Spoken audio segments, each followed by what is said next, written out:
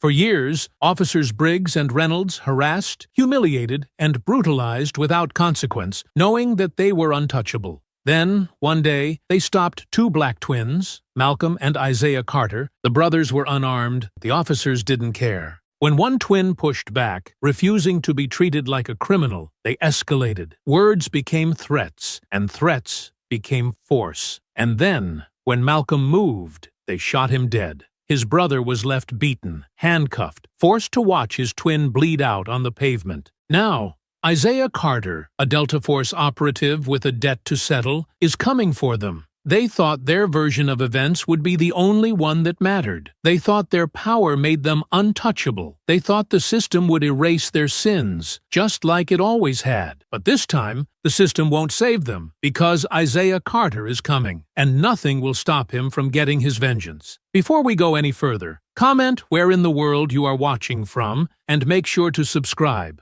The hum of the engine purred beneath them as the smooth black Dodge Charger coasted through the quiet streets, its polished frame reflecting the golden glow of the streetlights that lined the pristine sidewalks. Inside, Malcolm Carter sat behind the wheel, fingers drumming lightly against the steering wheel, his sharp gaze flicking between the road and his twin brother in the passenger seat. Isaiah, more relaxed but always observant, sat with his arm resting against the window, watching the well-manicured lawns and neatly trimmed hedges roll past in uniform perfection. You ever notice how these neighborhoods all look the same? Malcolm mused, shaking his head slightly. Every house damn near identical. Like someone copy-pasted the whole block. Isaiah smirked. Ava liked that when she bought the place. Said it felt safe. Safe, Malcolm scoffed, rolling his eyes. I bet it feels real safe when you actually live here. But for us? You think they see two black men in a Charger at this hour and think, oh, they must be visiting family? Isaiah let out a quiet breath, knowing exactly where this was going. Malcolm, don't start. I'm just saying, man, Malcolm continued, his fingers tightening around the wheel. We're driving through one of the richest neighborhoods in the city, and you know damn well we're going to get side-eyed for it. Isaiah sighed, rubbing his temple. We're not doing this tonight. It's been a long month. I want to see Ava, have dinner, and not think about any of this. Malcolm exhaled sharply, his jaw still tight. But he didn't push it further. He just let the silence settle between them as the houses passed by in perfect symmetry, each one illuminated just enough to highlight their exclusivity. Then, just as he was about to switch the subject, Isaiah's eyes flicked to the rearview mirror, his posture subtly shifting. Cop car, he muttered. Malcolm didn't react at first, just kept driving. But his grip on the wheel hardened slightly. Where? Just past us on the other side of the street. Marked unit. Neither of them turned their heads to look. But they could feel it, the weight of being noticed. The unspoken calculation happening behind them. The cruiser rolled past, slowing just slightly as it went by, just enough for its occupants to get a good look at them. Then came the moment neither of them needed to see to understand. The U-turn. Malcolm let out a low chuckle, humorless, eyes never leaving the road ahead. Well, look at that. Right on schedule. Isaiah exhaled slowly, his voice steady but firm. Mal, just keep driving normal. Yeah, Malcolm muttered. Like that matters. The blue and red lights flared to life behind them, the unmistakable wail of the siren cutting through the stillness of the night, commanding them to stop. Malcolm flicked on his turn signal, because God forbid they give them a reason to claim they weren't cooperating, and eased the Charger to a stop at the curb. The world outside was still, eerily silent apart from the faint rustling of leaves in the breeze and the distant hum of a lawn sprinkler. All right, Isaiah murmured, shifting in his seat to face his brother. Let me do the talking. Malcolm's jaw twitched. Yeah? And what's that going to change? It's not about changing anything, Isaiah said, his voice calm but firm. It's about getting to Ava's in one piece. Malcolm didn't answer, just stared straight ahead, his nostrils flaring slightly. Then, slowly, he placed his hands on the wheel, fingers spread wide, making sure they were visible. Isaiah did the same, placing his hands on the dashboard, movements deliberate, controlled. They had both been here before. They knew the script. Footsteps crunched against the pavement as two figures approached the vehicle. A flashlight beam swept across the interior, pausing for just a second longer than necessary on their faces. Then came the voice, gruff, authoritative, laced with the unspoken certainty that this wasn't just a routine stop. License and registration. Malcolm didn't move, his expression blank, but Isaiah was already reaching for the glove compartment, his movements slow, exaggerated for the sake of appearances. "It's in here," he said evenly, looking up at the officer, making sure his tone was neutral, measured. No sudden movements. No agitation. The rules they had been forced to learn. The second officer hovered near Malcolm's window, his gaze sharp, scrutinizing. "Where are you two headed tonight?" Isaiah kept his focus on the first officer, handing over the documents without breaking eye contact. "We're on our way to our sister's house. She lives a few blocks up." The first officer took the documents without acknowledging the answer, glancing at the IDs before shifting his stance slightly. The second officer, Briggs, stepped closer to Malcolm's window, eyes narrowing slightly. "Step out of the car." Malcolm let out a slow breath through his nose, his fingers tightening on the wheel for just a fraction of a second. "Why?" Briggs's expression didn't change. "Because I said so." A muscle in Malcolm's jaw twitched, but Isaiah spoke before he could. "Officer, can we ask why we're being stopped?" The first officer, Reynolds, spoke this time. "There have been reports of break-ins in the neighborhood. You match the description." Malcolm let out a sharp, humorless laugh, shaking his head. "Oh yeah? What's that description? Black and breathing?" Isaiah's pulse quickened. "Mal!" Briggs's voice hardened. "I said step out of the car." Isaiah turned back to Reynolds, his voice still steady. "Look, we're both military officers, Delta forces. Our IDs are right there.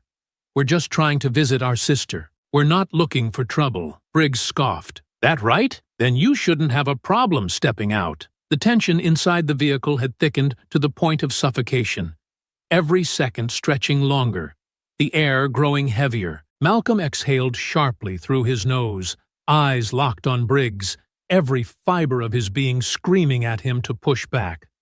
But Isaiah was still looking at him, the weight of unspoken understanding in his gaze. Malcolm clenched his jaw, then finally, slowly, reached for the door handle. The moment it clicked open, Briggs's hand went to his holster. The night was about to turn deadly. The door eased open, the soft click of the latch, barely audible over the weight of unspoken tension hanging between them. Malcolm stepped out first, slow, measured, his every movement deliberate as he rose to his full height, standing just a few inches taller than the officer before him. His hands remained visible, fingers spread slightly at his sides, a silent acknowledgement of the invisible rules men like him were forced to follow. Isaiah followed, mirroring his brother's controlled movements as he stepped around the front of the car, placing himself just slightly ahead, his stance protective without being confrontational. The night air felt colder now,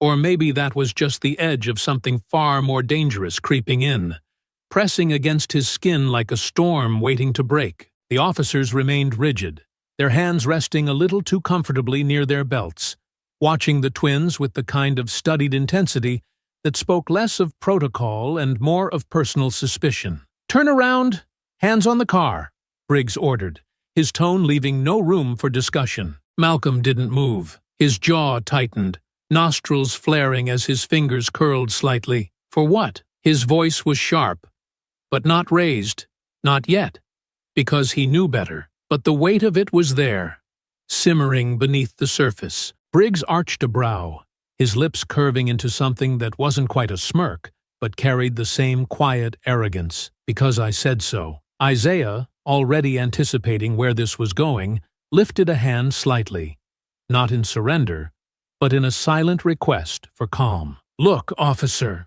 he started, his voice controlled, steady, the practiced tone of a man who had been here before and knew exactly how little room for error there was.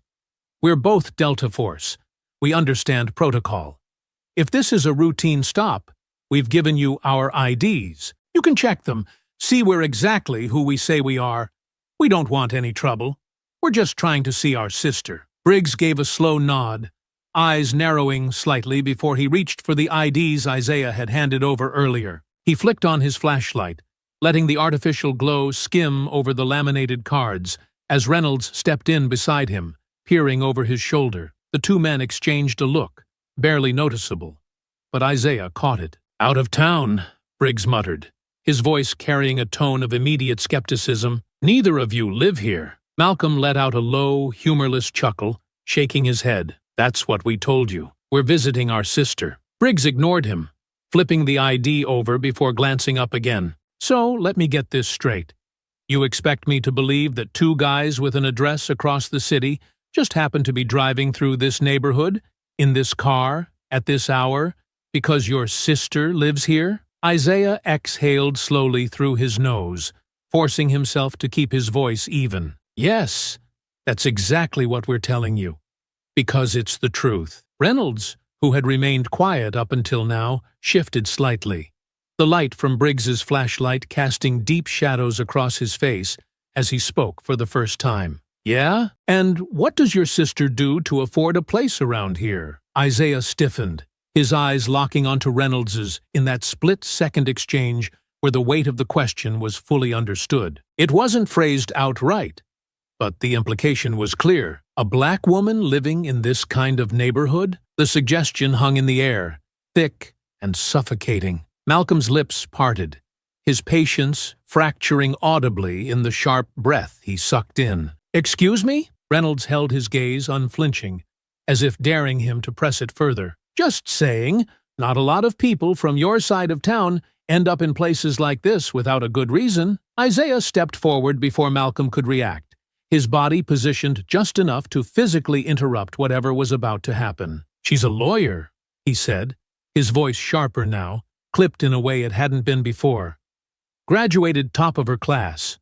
Works for one of the biggest firms in the city. That a good enough reason for you?" Briggs let out a slow exhale, tilting his head slightly as he studied them both, as if weighing their words, their worth. Then, without another comment, he turned, walking back toward his squad car. Isaiah let out a quiet breath, thinking for just a moment that maybe, just maybe, this was about to de-escalate. But then Briggs stopped, turning slightly over his shoulder. "Stay where you are," he muttered, disappearing inside his vehicle. Isaiah could hear the faint sound of radio static crackling from inside the car, a murmur of indistinct voices exchanging information, a background check. They were running them through the system. "They're stalling," Malcolm muttered under his breath, shaking his head. "Running our names like we're goddamn criminals." Isaiah didn't respond immediately, just kept his eyes on the officers, his hands loose at his sides but ready. They were pushing,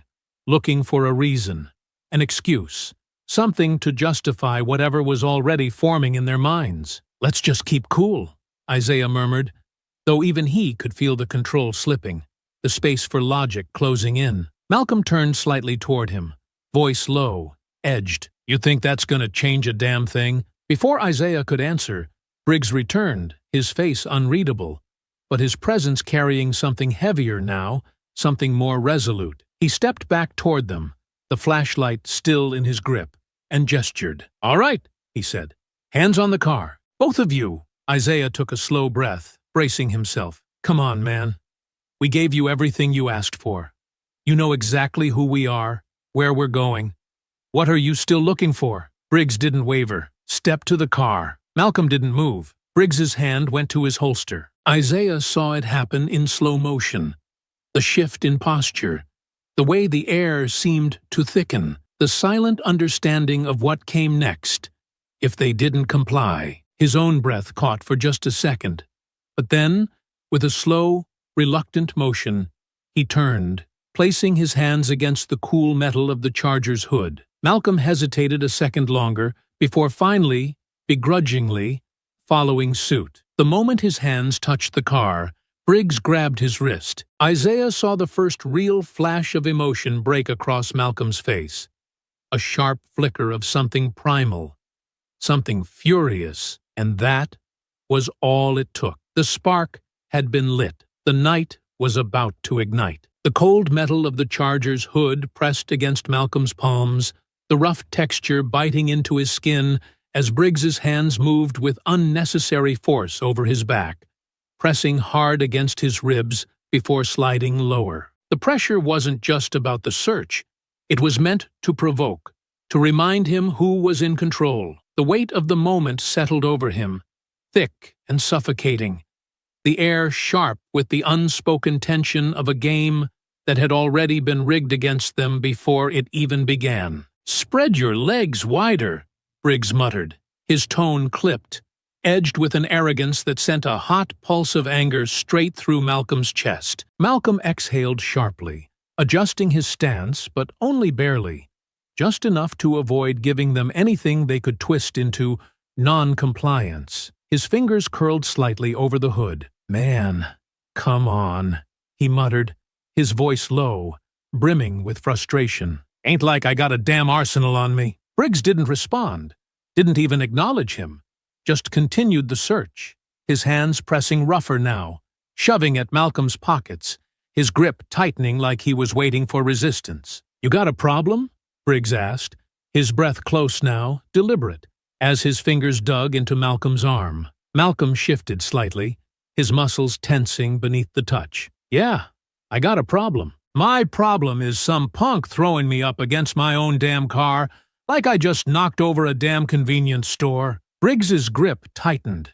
Isaiah, still pressed against the charger beside him, felt the shift in the air before the words even fully registered. This was it, the moment the officers had been waiting for. "Mal," Isaiah warned, his voice tense but controlled, his eyes darting toward his brother with an urgency that was more than just a plea. It was survival. Briggs let out a slow, amused breath. "Listen to your brother, boy," he muttered, the last words sliding out of his mouth like venom, slow and deliberate, meant to cut deep. The night snapped. Malcolm jerked, twisting slightly, his head snapping toward Briggs, his breath sharp, his entire body coiled like a loaded spring. Isaiah moved instantly, pressing forward, shoulder against Malcolm's, physically blocking him before the last thread of restraint could break. "Malcolm, stop." Isaiah's voice was steady, but laced with urgency, his hands raised slightly in a placating motion. "Not here, not now." But Malcolm's breath was already coming too hard, too fast, his nostrils flaring, his fingers flexing at his sides. His instincts were screaming at him, demanding that he fight back, that he refused to let them turn him into a victim. Briggs tilted his head, smirking just enough to let them know he'd already won. "That's what I thought," he murmured. Then, slow and deliberate, he reached for his belt. Isaiah's pulse spiked. "All right," Briggs said, pulling out his handcuffs, letting the metal glint under the streetlight. "We're detaining you both while we confirm your story." Isaiah stepped forward. "Detained for what?" Briggs shrugged. "Resisting a lawful search. Possible obstruction. Hell, maybe even suspicion of intent. We got plenty of reasons." "That's a lie," Malcolm snapped, jerking away the moment Briggs reached for him. And that was all they needed. Briggs's grip latched onto Malcolm's arm, yanking him toward the car with unnecessary force, his shoulder wrenching forward at an awkward angle. Malcolm instinctively twisted, trying to regain his balance, and in that split second, Reynolds stepped in, gripping his other arm and pushing against his back, trying to force him down. Isaiah reached for Malcolm's shoulder, trying to stabilize him. "Just go with it, man. Just let them—" "Let go of me!"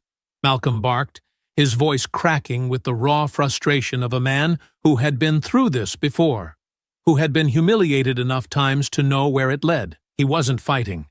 He wasn't attacking. He was reacting, but that didn't matter to them. Briggs shoved hard. Malcolm staggered. "He's resisting!"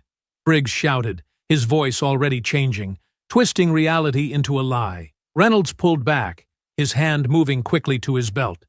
"He's got a weapon!" Isaiah saw it happen before it even did. The words were still in the air when Briggs reached for his gun, his movements rehearsed, practiced, like he'd been waiting for the moment to make the call. Malcolm twisted one last time, breath sharp, teeth bared, and then the gunshot cracked the air open. Malcolm jerked violently, his entire body snapping backward, his chest arching before his knees gave out beneath him.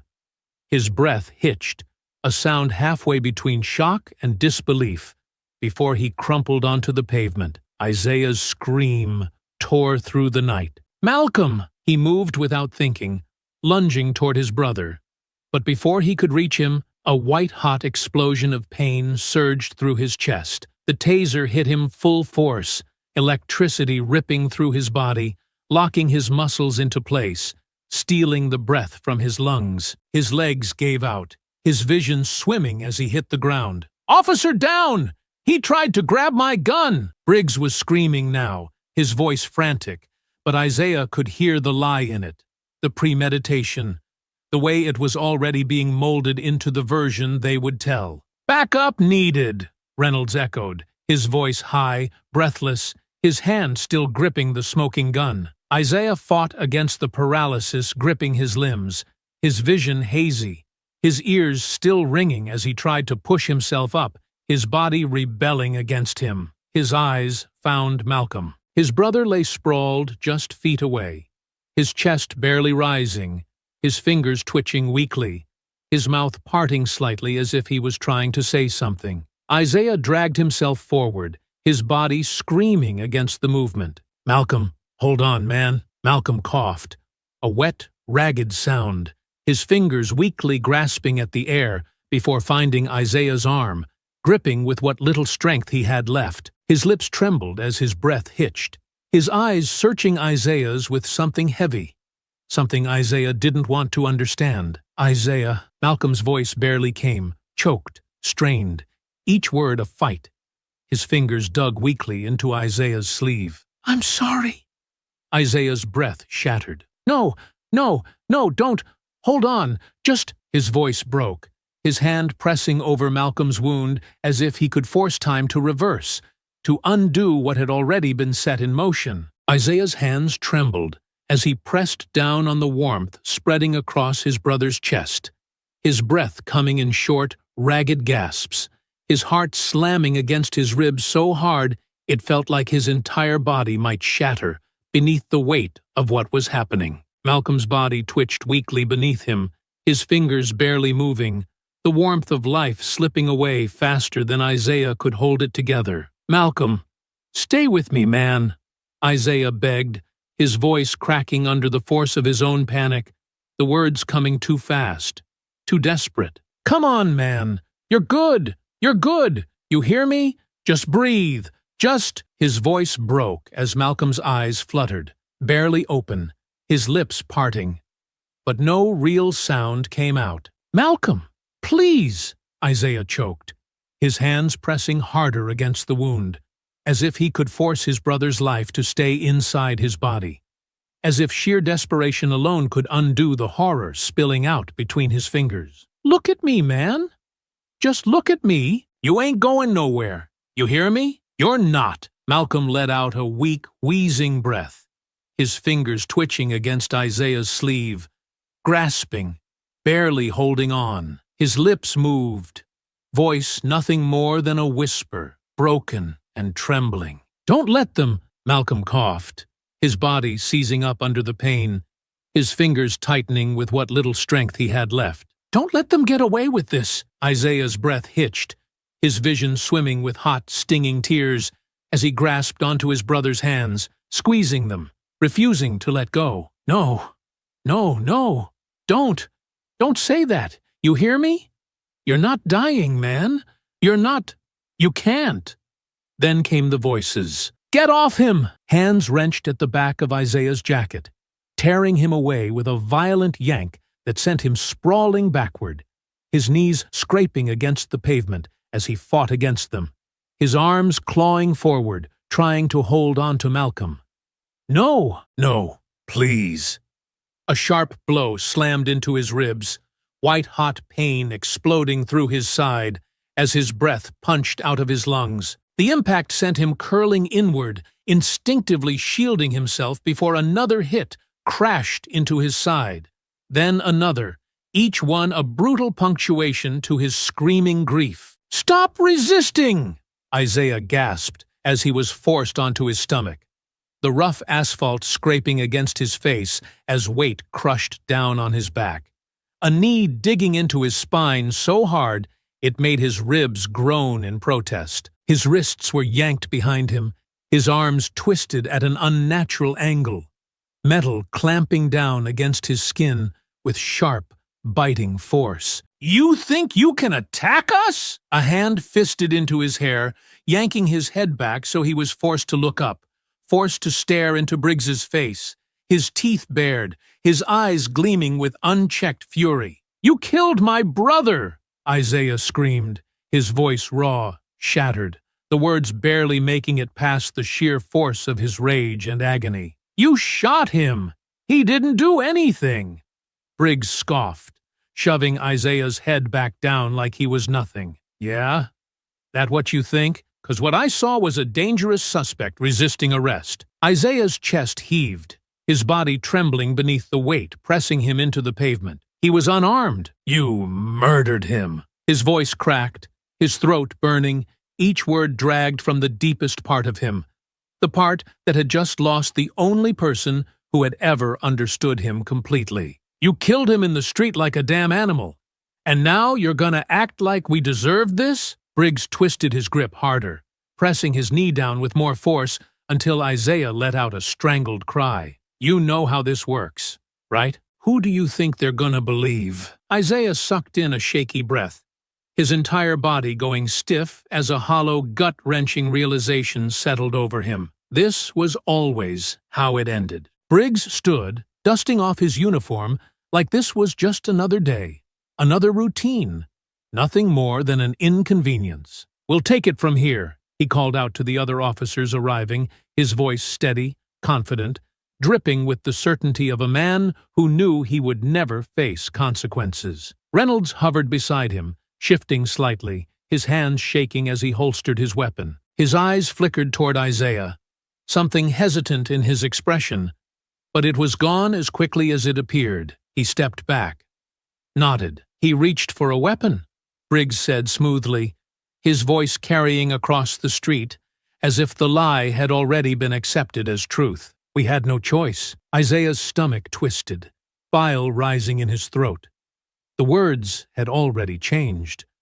The story was already being rewritten. His breath stuttered, a fresh wave of nausea rolling through him as he turned his head just enough to see Malcolm's body still lying motionless on the pavement, his blood pooling beneath him, dark and thick, seeping into the cracks of the concrete. His brother, his twin, his other half, gone. And they were going to erase him. "Hey!" A new voice cut through the chaos, sharp and demanding. "What is going on here?" Isaiah barely processed it before he was yanked up by his cuffs, his body hauled forward like dead weight. His vision swam, dizziness crashing over him, the world tilting violently as he was dragged toward the back of a squad car. "You're under arrest for assaulting an officer," someone muttered, but the words barely registered. White noise against the static roaring in his head. The door wrenched open, and then he was shoved inside, his body slamming against the hard plastic seat with enough force to make his ribs scream in protest. Through the smeared glass, Malcolm was still lying there. Still alone. Still bleeding out in the street, while the men who murdered him stood over him, deciding what version of the truth they would tell the world. Isaiah's fingers curled into fists behind his back, nails digging so hard into his palms that he thought they might break skin. Briggs walked past the window, his expression calm, composed, already moving on, like he had just checked another box on his to-do list. The last thing Isaiah saw before the door slammed shut was Malcolm's lifeless body, left behind on the pavement, like he had never mattered at all. The world blurred. Isaiah sat slumped against the cold plastic seat of the squad car, his wrists still bound behind him, the metal digging deep into his skin, but the pain barely registered. His breath came in short, hollow gasps, his chest rising and falling in uneven bursts as the blood rushing through his veins drowned out everything else. He could still feel the weight of Malcolm in his arms, could still hear the tremor in his brother's breath, the way his voice had cracked, those last words slipping out, barely above a whisper. "Don't let them get away with this." His throat tightened, his teeth clenching so hard that his jaw ached. But it didn't matter.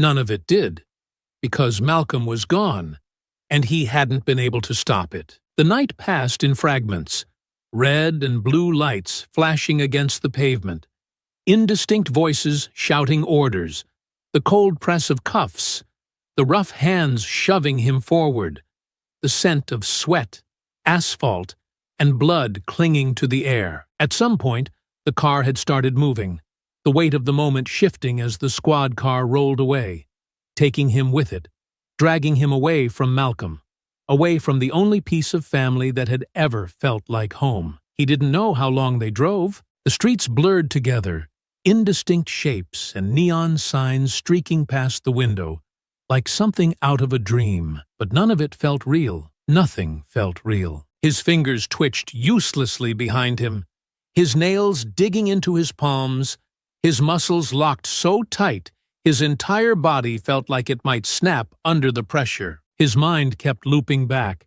kept dragging him back to the last time he and Malcolm had been in a car together, just hours earlier, laughing about identical houses in a neighborhood that wasn't made for them. Ava liked that when she bought the place, said it felt safe. Safe. A choked, bitter sound pressed against the back of his throat, but it never made it past his lips. The weight of grief was too thick, too heavy, coiling around his ribs like a steel vice. His head tipped back against the seat, his gaze unfocused, his thoughts slipping into the past like water through trembling fingers. He and Malcolm had always been together, always, from the moment they were born, side by side, their mother holding them close, whispering their names like they were meant to be spoken in the same breath. Malcolm and Isaiah. Isaiah and Malcolm.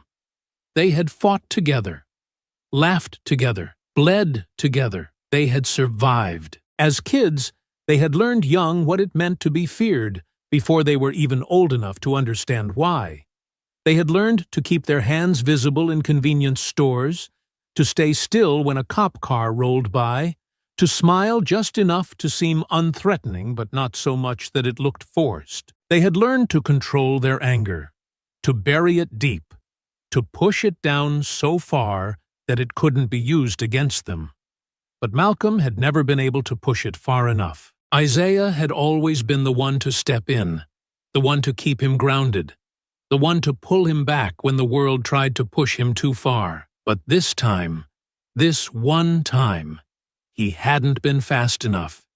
He hadn't been strong enough. He hadn't saved him. He squeezed his eyes shut, his head pounding, his hands curling into fists behind him. It should have been him. If he had just stepped in sooner, if he had just kept Malcolm from speaking, from moving, from breathing too freely in a space that was never meant for them. The car slowed, turning sharply, and the sudden motion yanked him out of his thoughts. His eyes opened, his breath catching as the reality of the moment crashed back into him. The precinct loomed ahead, its fluorescent lights buzzing against the night, sterile and indifferent. The car rolled to a stop. A door opened, then hands were on him again, dragging him forward, forcing his body upright as his legs struggled to catch up with the movement. His feet stumbled against the pavement as they hauled him out of the car, the shift in motion sending another wave of dizziness crashing over him. His ribs throbbed, his skull still aching from where he had been slammed into the ground. But the officers didn't slow, didn't care. The inside of the station was just as harsh, all white tile and dull overhead lights, the scent of sweat and coffee thick in the air. He was shoved forward, past rows of desks, past officers who barely even looked up as he was dragged through the booking process, barely more than a body, barely even a person.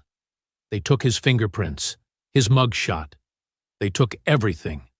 And through it all, he said nothing. Not because he had nothing to say, but because none of it mattered. Malcolm was dead. They had won. Time passed in a haze. He didn't know how long he had been sitting there, his body slumped in a hard plastic chair, his hands cuffed to the table in front of him. His head hung low, his breathing shallow, his thoughts tangled in something too thick, too dark to pull himself out of. The door creaked open. Isaiah barely reacted, his body too heavy, too exhausted, the weight of his grief sinking so deep he wasn't sure he could ever climb out of it. Then, Isaiah! The voice snapped through him like a jolt of electricity. His head lifted. Ava stood in the doorway, her eyes wide, her chest heaving, her entire body radiating something sharp, something barely contained. Her hands trembled as she stepped forward, as she took in the bruises blooming along his jaw, the dried blood crusting at the corner of his mouth, the way his wrists were still bound to the table like he was the criminal. For a moment, she said nothing. Then her breath hitched, and her face twisted into something Isaiah had never seen before. Something shattered, and Isaiah realized she already knew. The weight of it crushed him all over again. Ava stood in the doorway, her breath shallow, her fingers curled into fists at her sides as she took in the sight of her brother. His head bowed, his wrists shackled to the table, his entire body slumped with the weight of something she couldn't begin to put into words. Isaiah barely moved. He sat there, still as stone, his chest rising and falling in slow, uneven breaths. His face was bruised, dark splotches blooming along his jaw and beneath his right eye, his knuckles raw, dried blood still crusted at the corner of his mouth. His clothes were stained, dirt, sweat, and something darker smudging the fabric. But none of that was what made Ava's stomach twist into knots. It was his eyes. They were empty. Ava swallowed hard, forcing down the burn in her throat as she stepped forward, the sharp click of her heels against the linoleum cutting through the heavy silence. She wasn't here to cry. She wasn't here to grieve. Not yet. Right now, Isaiah needed her. She pulled out the chair across from him, scraping it against the floor as she sat down. Isaiah. Her voice was steady, firm. It took him a second to react, his gaze slowly lifting to meet hers. His eyes were bloodshot, ringed with exhaustion so deep it looked like it had settled into his bones. He blinked once, sluggish, as if pulling himself back into the present required effort. "They killed him," he murmured, his voice hoarse, raw from screaming. Ava inhaled sharply through her nose, her jaw tightening. She forced herself to push through it, to keep her composure, to shove aside the grief clawing at her insides long enough to get him out of this room. "I know," she said, the words barely above a whisper. "I know, Isaiah." He let out a slow, uneven breath, his fingers twitching against the cold metal of the cuffs. "They shot him in the street like a dog." His voice cracked slightly, but there was no real emotion behind it. Just emptiness, just fact. Ava reached forward, her fingers brushing lightly against his wrists, against the metal digging into his skin. "We're getting you out of here." A flicker of something crossed Isaiah's face. Not quite hope, but something close enough to it that Ava held onto it with everything she had. "They're charging me," he muttered. "Assaulting an officer. Resisting arrest. They're going to say Malcolm attacked them. They're already saying it." Ava's stomach twisted. Of course they were. The lie was already forming, already being pushed forward in official statements and press briefings, already being shaped into something that painted the men with badges as heroes, and Malcolm as the aggressor. Isaiah's breath shuddered, his hands clenching into fists. "He didn't fight them, Ava. I swear to you, he didn't." "Isaiah." Ava reached forward again, her grip firm but careful. "I believe you. I believe you." Isaiah closed his eyes for a brief second, just enough to let the weight of her words settle over him before opening them again. "They're gonna get away with it, aren't they?" Ava's lips parted slightly, her throat tightening. She wanted to tell him no. She wanted to tell him that the law worked, that there was a path forward, that Malcolm would get justice, but she wasn't about to lie to him. Instead, she took a breath, straightened her spine, and forced every ounce of confidence into her voice. Right now, I need to focus on getting you out of here. After that, we fight. But we don't get to do anything if you're still in a jail cell. Understand? Isaiah held her gaze for a long moment before giving a slow, reluctant nod. Good, Ava said, already shifting into action. She reached into her bag, pulling out a stack of documents, setting them on the table with sharp precision. I've already spoken to a judge. I filed for emergency bail consideration, but the police are pushing back. They're claiming you're a flight risk. Isaiah scoffed, shaking his head. A flight risk? You serious? They're stalling, Ava confirmed, her lips pressing into a thin line, buying themselves time while they craft their story. If they keep you in here long enough, they control the entire narrative. I can't let that happen. Isaiah exhaled sharply, his jaw clenching. So, what's the plan? Ava sat forward. I filed a motion for an immediate review of the charges, which means I can argue for your release in front of a judge first thing in the morning. But that's not enough. I need leverage. I need pressure. Isaiah frowned slightly, his brow furrowing. What kind of pressure? Ava glanced toward the two-way mirror, knowing full well that someone was listening, and lowered her voice just slightly. I called every journalist I know, every activist, every civil rights lawyer, everyone. By morning, the entire city is going to be watching this case. The more eyes on it, the harder it'll be for them to bury the truth. Isaiah stared at her, a flicker of something unreadable passing across his face. You really think that's gonna work? Ava leaned in. I think they want to make you disappear. But they can't if we make sure the entire damn country is looking at them. Isaiah swallowed, his throat tight. He wanted to believe her. He needed to believe her. But he had seen too many names turned into hashtags, too many bodies left in the street with no justice to follow. Ava could see the doubt, the exhaustion, the raw hopelessness clawing at him. She reached out again, this time grasping his hand, her grip firm, grounding. I'm getting you out of here, she repeated, her voice steady, unwavering. I swear to you, Isaiah, you are not going to rot in here while they turn Malcolm into some thug who deserved to die. Not while I'm still breathing. Isaiah exhaled, something deep in his chest shifting. The moment Isaiah stepped out of the station, the air hit him like a slap to the face. Cold, sharp, too open after the suffocating walls of the holding cell. He inhaled deep, filling his lungs, but it wasn't enough. The weight in his chest didn't lift. The shackles on his wrists were gone, but they had been replaced with something heavier, something that no court order or legal maneuver could undo. Ava was beside him, walking with purpose, her heels clicking against the pavement, her posture straight and controlled. But Isaiah could see the tension in her shoulders, the way her fingers clenched the strap of her briefcase too tightly. She had won this battle. Barely. But she was already bracing for the war ahead. Outside the precinct, a wall of reporters and flashing cameras lined the barricades, microphones extended forward, voices shouting questions, news vans parked along the curb, their headlights illuminating the chaos. Ava had done exactly what she said she would. The city was watching. Isaiah, do you have anything to say about the charges against you? Isaiah. What happened that night? Do you believe the officers acted unlawfully? He didn't stop, didn't look at them. His jaw was locked, his fingers curling into fists at his sides, his pulse roaring in his ears. He couldn't be here. He couldn't breathe with all these people shoving microphones in his face, waiting for him to break, waiting for a quote, waiting to twist whatever words he said into something neat and palatable for the 6 o'clock news. Ava didn't stop either. She pressed forward, her grip firm on his arm as they moved toward the waiting car. The cameras flashed.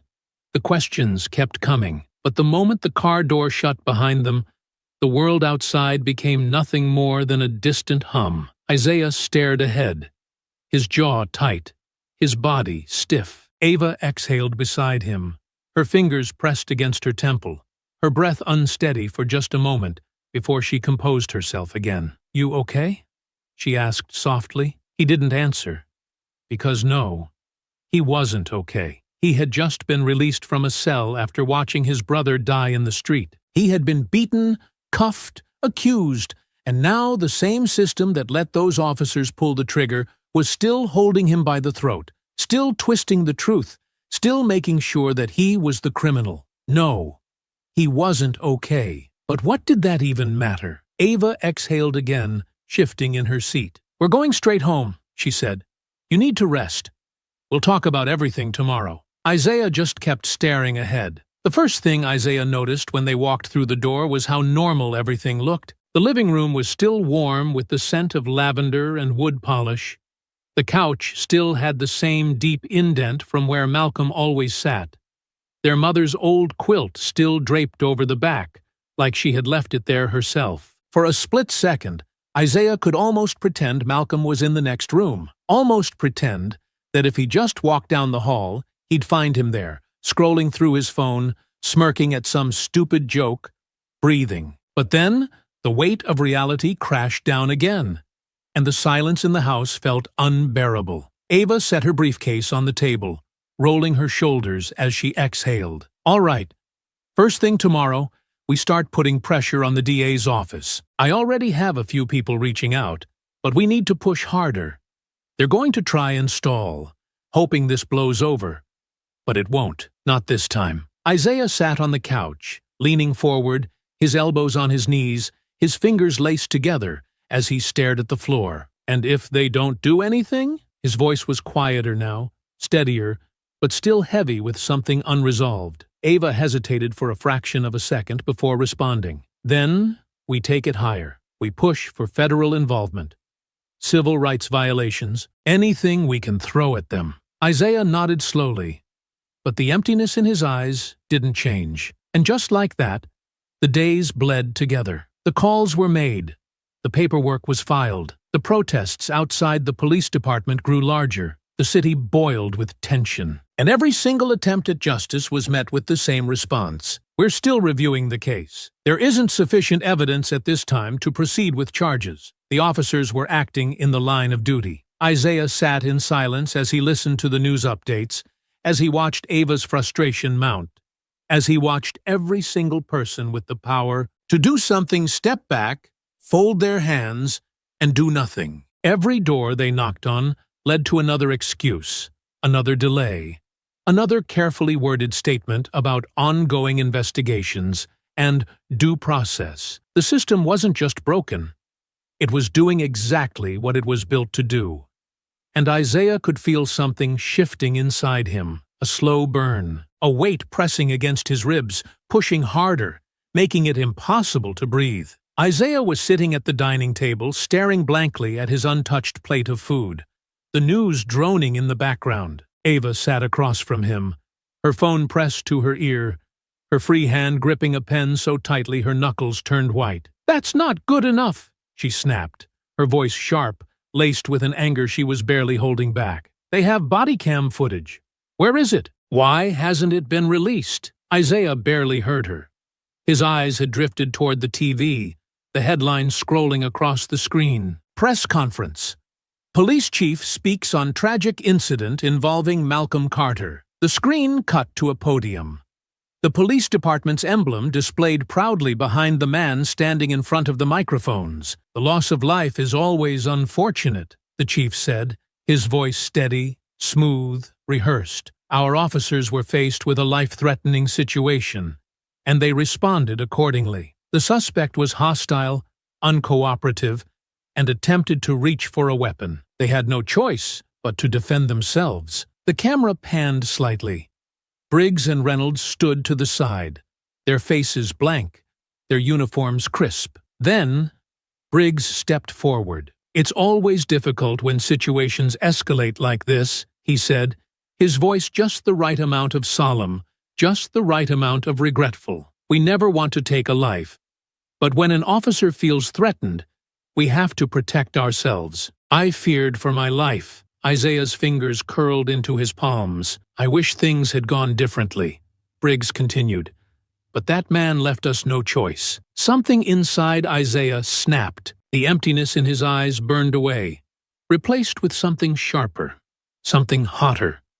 something that made his entire body go rigid. Ava was still on the phone, her voice rising, but she must have seen it.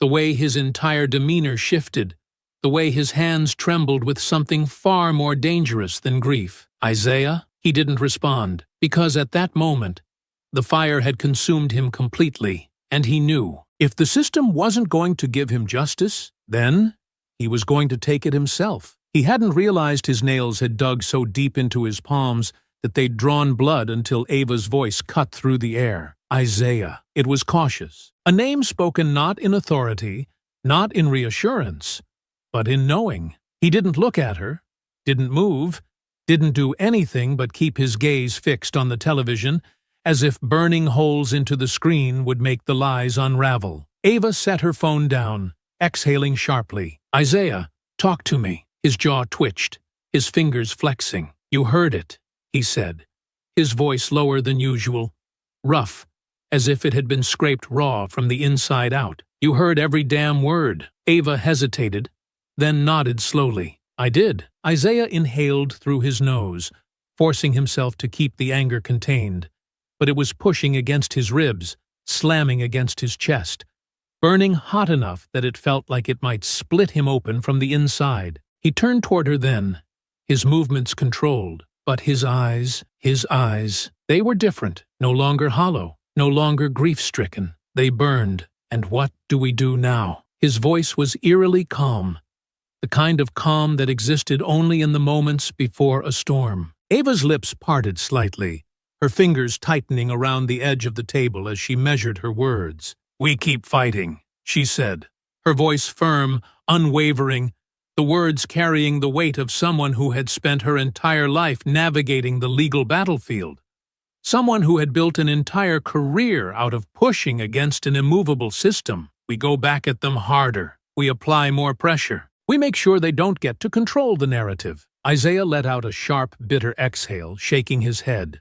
"The narrative," he muttered, the word tasting like acid in his mouth. "That's all it is to them, isn't it? A damn story. A version of events they get to shape, get to bend until it fits what they need it to be." Ava held his gaze, her breath steady, but Isaiah could see it, the flicker of unease beneath her composure, the way she was bracing herself. Isaiah leaned forward, placing his hands on the table, his knuckles white. "Malcolm is dead, Ava." His voice wavered for just a fraction of a second before it hardened again. "And they're gonna walk.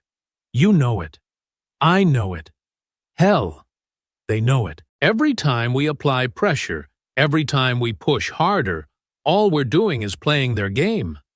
But the system is already rigged, and we're the only ones still pretending like it's not." Ava swallowed, her fingers gripping tighter. "Isaiah, you told me to believe in the system."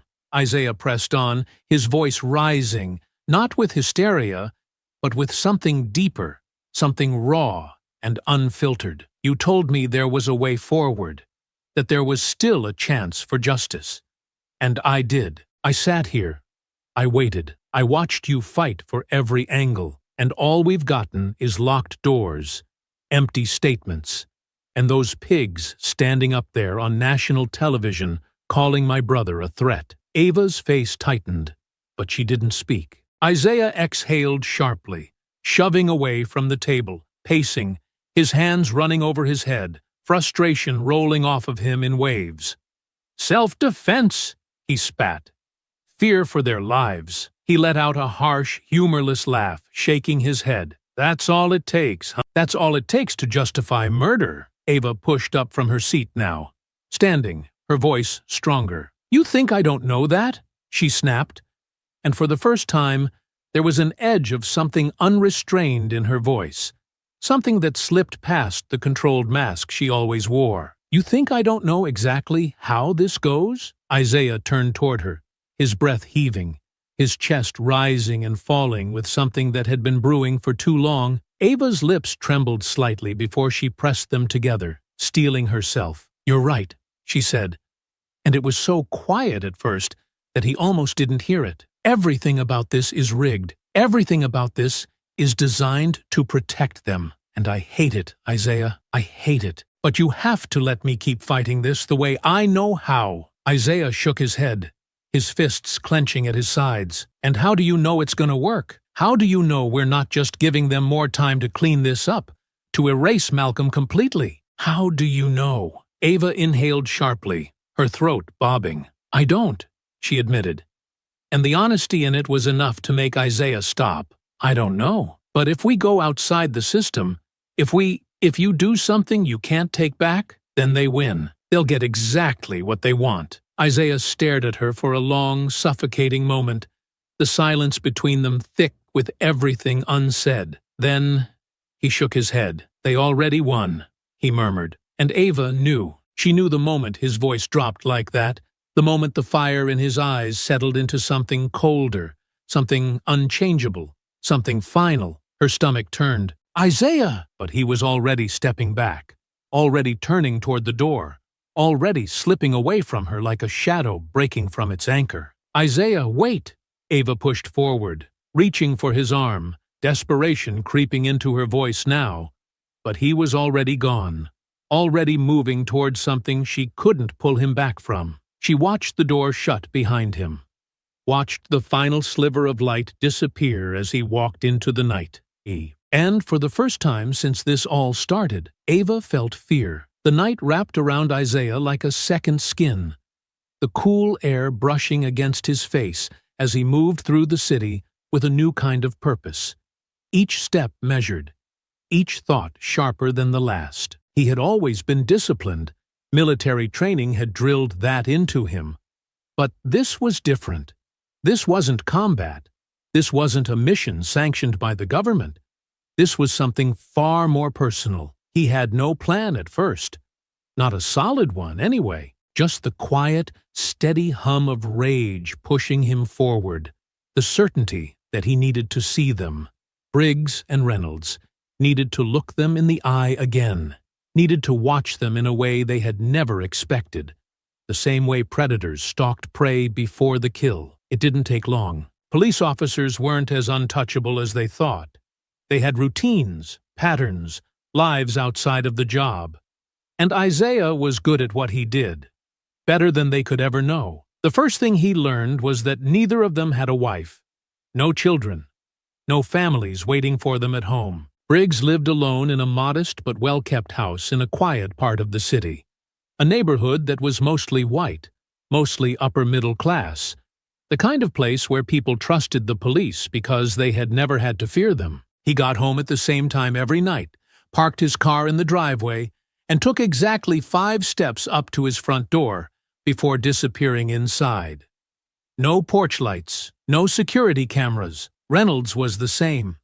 A small apartment, clean, unremarkable. He spent most of his time alone, except for the nights when he drank himself into a stupor at a local bar a few blocks from the precinct. It wasn't enough. Isaiah needed to know them, needed to see past their uniforms, past the carefully curated personas they presented to the world. He wanted to understand what kind of men they really were. Not just the ones who had pulled the trigger that night, but the ones they had always been. So he dug deeper. And the more he found, the worse it got. The first thing that sent a fresh wave of fury rolling through him was the complaints. There were so many. Excessive force, racial profiling, suspicious stops. Isaiah spent hours combing through old reports, finding patterns that no one had cared enough to investigate. Too many black men stopped for no reason. Too many injuries sustained during routine arrests. Too many names attached to complaints that had mysteriously gone nowhere. Briggs had been in the department for years, long enough to build a reputation, long enough to know exactly how far he could push the line without consequences. He had been accused of brutality 7 times, but every single report had been reviewed and dismissed. The details made Isaiah's stomach churn. A young man, barely 19, beaten so badly during an arrest that he had suffered permanent nerve damage. An older black veteran, pulled over for a traffic violation, slammed against the pavement when he asked why he had been stopped. A father, arrested in front of his children for disturbing the peace, when he had simply been recording police activity outside his home. Each story was worse than the last.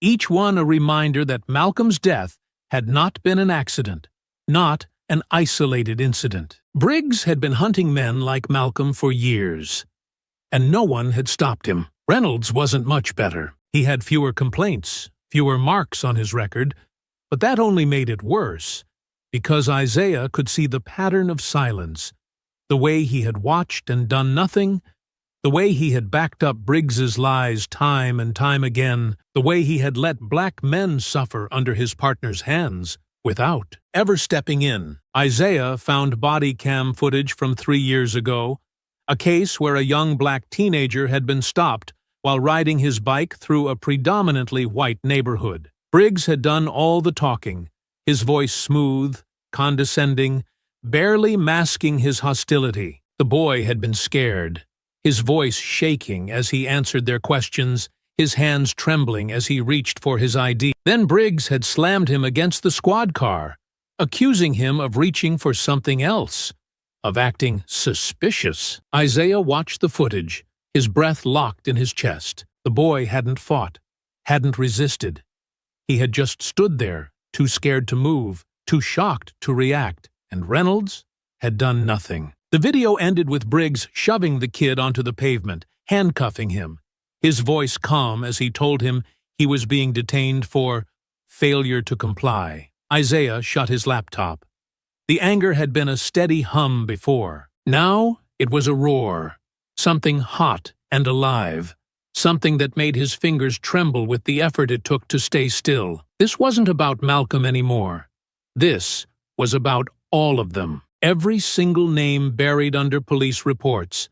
Every single man who had been beaten, humiliated, locked in a cage, left in the street, erased like their existence had never mattered. This was about every single man who had been Briggs and Reynolds's prey and never got to fight back. Isaiah clenched his jaw, exhaling slowly, forcing the air through his lungs before it burned him from the inside out. He pressed his hands against the desk, grounding himself, steadying himself. He had all the information he needed. Now it was time to decide what to do with it. Tertus. He left the apartment in the dead of night, his hood pulled up, his steps silent against the pavement. Briggs's house was first. Isaiah stood across the street, watching from the shadows, his gaze locked on the dark windows, on the faint glow of a television flickering inside. He imagined Briggs sitting there, drinking a beer, flipping through channels without a second thought about the life he had stolen. Isaiah exhaled slowly. Reynolds's apartment was next. Same routine. Same watchful silence. The bar down the street was still open, half full of cops just getting off shift, laughing over cheap whiskey, letting the world fade into static because none of them had ever had to care. Isaiah turned away, his fists clenched. His path was clear now, and soon Briggs and Reynolds would finally know what it felt like to be hunted. The night wrapped around Isaiah like a cloak, the city stretching out before him in a dull haze of neon signs and distant sirens. He moved through the streets with purpose, his body loose, controlled, his steps silent against the pavement. The fire burning in his chest had cooled into something else now, something colder, something sharper. The anger was still there, raw, pulsing, alive, but it had settled beneath the surface, honed into focus. He wasn't just a grieving man anymore. He was a predator, and tonight, Reynolds was the prey. The bar was exactly what he expected. A dimly lit hole in the wall, tucked away on a quiet street just a few blocks from the precinct. The kind of place where cops gathered after their shifts to drink, to laugh, to blow off steam without worrying about the wrong eyes watching. It was barely half full when Isaiah arrived, just a scattering of officers nursing beers, engaged in low conversation, their backs turned to the world outside. And then there was Reynolds. He sat near the center of the room, his body slouched comfortably in the booth, a whiskey glass held loosely between his fingers. His uniform was gone, replaced by casual clothes, but he still carried himself the same way. Relaxed, confident, shoulders squared like a man who had never known real fear. Isaiah lingered in the shadows near the back, close enough to listen without being noticed. He could hear the low murmur of conversation, the occasional clink of ice against glass, but it wasn't until another officer leaned in, grinning, amused, that Isaiah's blood ran cold. "Man, the media's eating this case alive," the other cop said, shaking his head. "You and Briggs gonna be good?" Reynolds smirked, lifting his glass. "You know how it is. Standard protocol. Internal review. A couple weeks of paid leave, then we're right back to it." He took a sip, his expression completely unbothered, as if this was nothing more than a minor inconvenience. Isaiah's fingers curled against the edge of the table beside him, his breath steady but deep. The other officer chuckled. "Gotta say, man, that was one hell of a shot. You sure that guy didn't have something on him?" Reynolds scoffed, shaking his head. "Please. If he did, we'd have found it, planted it, whatever it took. Doesn't matter, though. That kid sealed his own fate the second he got mouthy. I swear, they never learn." Isaiah's world tilted. The breath left his lungs in one sharp, violent exhale, his muscles going rigid, his nails digging into his palms. They were bragging, laughing, mocking Malcolm like he had been nothing, like he had been just another name, another statistic, another inconvenience erased without consequence. Reynolds leaned back, shaking his head, voice dripping with amusement. Briggs had to put on the whole shaken officer act for the cameras. But between you and me, we did the city a favor. Ain't nobody gonna miss that guy. Isaiah barely heard the response, barely felt anything other than the slow, controlled rage sinking its claws into his chest, burrowing deep, wrapping around his ribs and squeezing until he could barely breathe. His ears rang, his vision narrowed, and in that moment, he knew there was only one path forward. No courts, no appeals, no pressure on the system. He wasn't going to fight for justice anymore.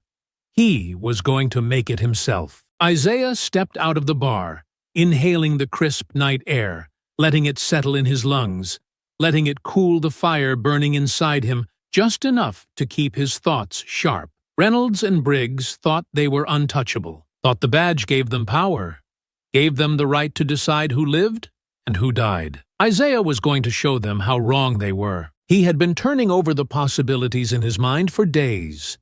What to do, how to do it, whether to make it slow or fast, whether to make it a message or a simple execution. He had studied them, memorized their routines, learned the patterns of their lives the way a sniper learned his target's weaknesses. But now, the decision had been made. They were going to die exactly like Malcolm did. The same fear, the same helplessness, the same powerlessness Malcolm had felt when they threw him against the car, when they slammed him to the ground, when they pulled the trigger and let his blood soak the pavement. Reynolds was going to feel it first. Isaiah exhaled, pulling his hoodie tighter around his face, his mind already constructing the next steps.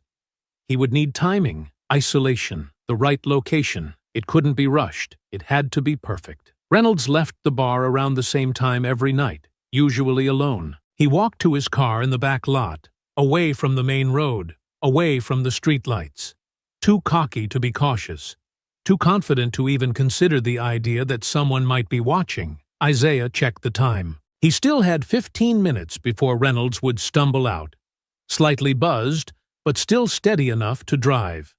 Perfect. He moved quickly, slipping around the side of the building, staying low, moving through the alley until he reached the parking lot. He found the spot, a shadowed corner near the back fence, just beyond the range of the security camera mounted near the entrance.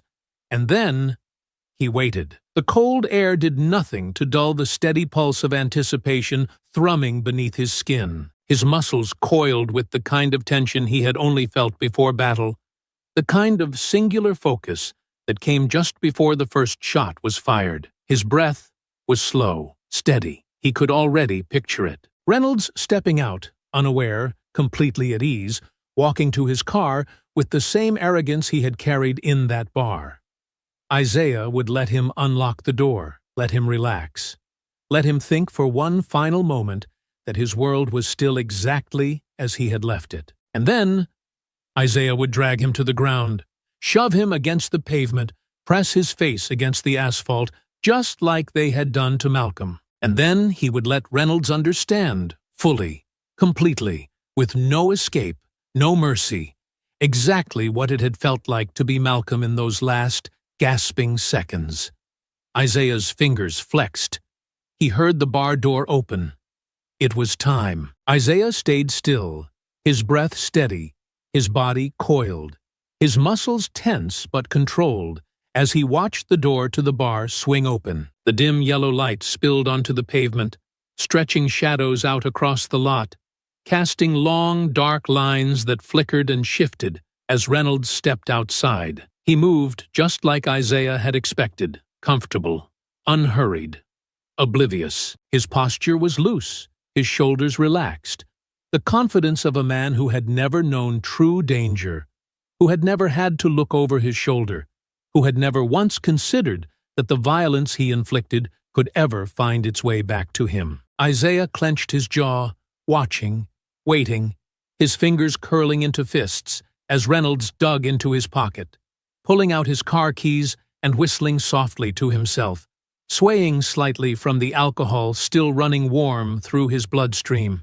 He wasn't drunk, not enough to stumble, but enough to dull his senses, to make him sloppy. Reynolds reached his car, pressed the unlock button, and the chirp of the alarm cut through the night air. That was when Isaiah stepped forward. He moved slow, deliberately, his steps measured as he let his presence be known, the sound of his boots scraping against the pavement just enough to pull Reynolds's attention. The officer stiffened slightly, glancing over his shoulder, and for a split second, there was no recognition, no real concern, just mild irritation, as if Isaiah was some drunk who had wandered too close. Then his eyes sharpened. He knew. A slow, arrogant smirk spread across his face. "Well, well," Reynolds muttered, turning fully now, pocketing his keys. "Didn't expect to see you out here, Carter." Isaiah said nothing. Reynolds tilted his head slightly, looking him up and down with the same condescension he had seen that night outside Ava's house. The same easy arrogance of a man who thought he was untouchable. "What?" he said, voice laced with amusement. "You come out here looking for some answers? Hoping I'll admit something for your little court case?" He let out a sharp chuckle, shaking his head. "Man, I gotta say, I respect the dedication, but I already told you. There's nothing to fight here." It was a clean shooting. Isaiah inhaled slowly through his nose, forcing himself to stay still, to hold back the fury curling inside his chest like a living thing. Reynolds scoffed, stepping closer, his smirk widening. "Come on, don't look at me like that. It's not personal. It's just the way the world works. You and your brother made a mistake, and you paid for it. I mean, Malcolm was always going to end up dead sooner or later, right?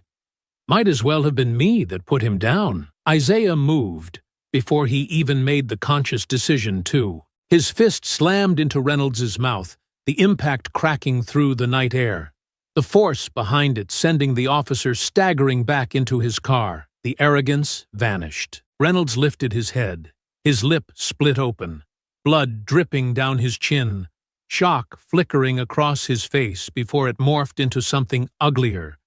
Anger, disbelief, fear. "You crazy son of a—" Isaiah was on him again before he could finish. His second punch crashed into Reynolds's ribs, his knuckles slamming into flesh and bone, and the officer grunted, wheezing as he hunched over. Isaiah followed up, his elbow smashing into Reynolds's temple, the sharp impact sending him stumbling sideways, his hands scrambling for balance against the car. "You didn't think I was gonna do anything, did you?" Isaiah's voice was low, even, deadly. He took a step forward as Reynolds straightened, his breath coming hard now, his hands lifting instinctively. Not to fight, not yet, but to placate. "All right, Carter, listen." Isaiah didn't listen. His knee drove into Reynolds' stomach, cutting off whatever pathetic excuse was about to leave his mouth. The officer gasped, his body curling inward, spitting blood onto the pavement as he stumbled back. Isaiah didn't stop. He wouldn't stop. He grabbed Reynolds by the collar, yanking him forward before slamming him face first onto the hood of the car. His cheek pressed against the cold metal, his breath ragged. This what it felt like, Isaiah muttered, his voice low, seething, his grip tight against the back of Reynolds's neck. When you threw Malcolm down? When you put your knee in his back? He pressed down, forcing Reynolds against the car, grinding his face against the metal, his breath coming in sharp, broken bursts. This what it felt like when you held him down and let Briggs put a bullet in him? Reynolds struggled, his body twisting, his hands pushing back. But Isaiah barely felt it. You don't want to do this, Reynolds panted, his voice strained. You put your hands on a cop, Carter, and you'll never walk free again. Isaiah yanked him back, spun him around, and drove his fist into his stomach. Reynolds choked, doubling over, a wet, gasping noise tearing from his throat. Isaiah grabbed him by the collar again, dragging him upright, forcing him to look at him. You think I give a damn about walking free? Isaiah's voice was a snarl now, his chest heaving, the weight of Malcolm's death, of every injustice, of every name erased by men like Reynolds and Briggs boiling over. Reynolds's eyes widened, a flicker of something real passing over his face now, understanding. This wasn't a grieving man throwing punches in anger. This was vengeance. And Isaiah wasn't done. Not even close. He slammed Reynolds against the car again, twisting his arm behind his back, his grip tightening against his wrist until the officer groaned in pain, his knees buckling beneath the force of it. Isaiah leaned in close, his breath hot against Reynolds's ear. You ever hear a man beg for his life before? He murmured. Reynolds's breath hitched. Because I have, Isaiah continued. I heard my brother plead. I heard him fight for every last breath after your partner put a bullet in him. Reynolds swallowed hard, his throat bobbing. Isaiah pulled him back, just slightly, just enough to let him get a breath before slamming him back down. You think you know fear? Isaiah's voice was ice now. Steady, deliberate. You don't, but I'm gonna show you. And for the first time, Reynolds understood. This wasn't a warning, it was a promise. Isaiah pressed down harder, wrenching Reynolds's arm behind his back, forcing a choked groan from the officer's lips. You feel that? Isaiah muttered, his voice dangerously low, steady in a way that sent a cold, primal dread through Reynolds's veins. That's the feeling my brother had in his last moments. The weight against his back, the helplessness, the realization that no matter what he said, no matter how much he pleaded, none of it was going to change a damn thing. Reynolds shook his head weakly, blood dripping from the corner of his mouth. But please! Isaiah's stomach twisted violently at the sound of that word coming from this man's lips, because Malcolm had begged. He had pleaded, and Reynolds had laughed. Isaiah leaned in closer, pressing his lips near Reynolds's ear. That's the first time I've ever heard you say, please, he murmured, his voice almost thoughtful. You think you deserve mercy? Reynolds let out a garbled whimper, his body twitching under Isaiah's weight. Isaiah closed his eyes for just a fraction of a second, feeling the weight of Malcolm's absence pressing down on him, feeling the raw, unchecked rage that had been simmering inside him for days solidify into something lethal, something final. No more warnings, no more second chances. Reynolds had spent years preying on people, terrorizing black men who had done nothing but exist in the wrong place at the wrong time. He had stolen lives, stolen dignity, stolen futures, and now Isaiah was about to take something from him, permanently. Isaiah's grip shifted, his movements precise, calculated. Not just the wild force of revenge, not just unrestrained violence, but the trained precision of a man who had spent his entire career learning exactly how the human body worked, how it could be broken in ways that no surgery, no rehabilitation, no amount of money or connections could ever undo. His fingers found the right point at the base of Reynolds's neck, right between the cervical vertebrae. A single, perfect target. You ever hear what happens when you sever the right part of the spinal cord? Isaiah's voice was almost conversational. Calm, unshaken. Reynolds gasped, his body trembling now, his weight shifting as he tried to thrash free. Isaiah let him struggle. For a second, for one final moment of hope before taking it away forever. Then he struck. A quick, brutal jab. Precise. Unforgiving. There was a sharp, sickening pop. The kind of sound that wasn't loud but carried all the weight of something irreversible. Reynolds's entire body seized, his limbs locking for a split second before collapsing completely, his breath hitching, his mouth opening. But no sound came out. His throat spasmed uselessly, his hands twitching before going limp. Isaiah took a slow step back, watching as realization flooded into Reynolds's wide, horrified eyes. He tried to move his legs. Nothing. He tried to speak. Nothing. The panic came all at once, his breath hitching, his fingers scrabbling uselessly at the pavement as his body failed him, as his lungs stuttered through the first gasps of a man who truly understood, for the first time in his life, what it meant to be powerless. Isaiah crouched beside him, resting his elbows on his knees, his head tilting slightly. That feeling right there. His voice was quiet, almost eerily soft. That's the same feeling every single man you and Briggs put down felt in their last moments. That's the same fear Malcolm had. That's the same helplessness you let him die with. Reynolds's eyes burned with pure terror, his mouth still trying to form words, but nothing came. His spinal cord was severed too high.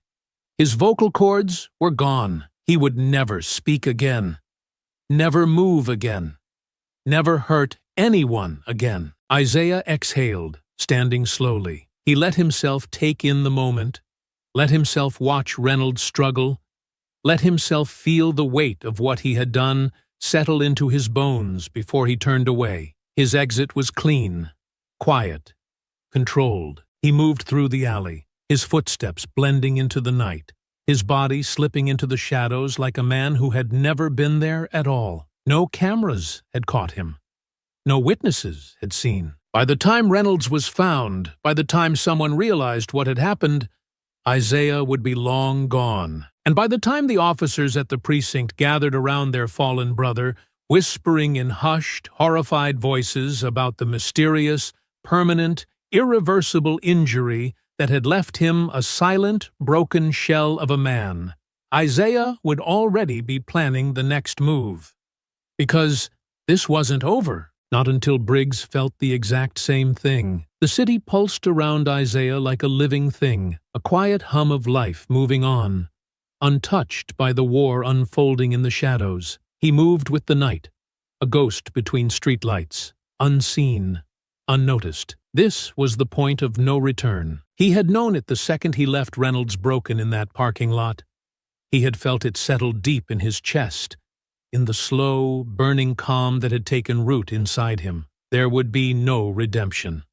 No running, no hiding. The police would figure it out, and they did, faster than he expected. Isaiah had been careful, methodical. But the second Reynolds's condition was reported, the second the department realized this wasn't some random street attack, they had moved fast. The precinct had gone on high alert, and within hours, they had pieced it together. They knew it was him. And that was how Isaiah found himself watching his own house being raided from the shadows. He stood at a safe distance, tucked behind an old industrial building, his hoodie pulled low, his hands in his pockets, his breath slow and measured as red and blue lights flashed against the windows of the place he had once called home. Officers moved in and out, weapons drawn at first, then lowered as it became clear that he wasn't inside. They were too late.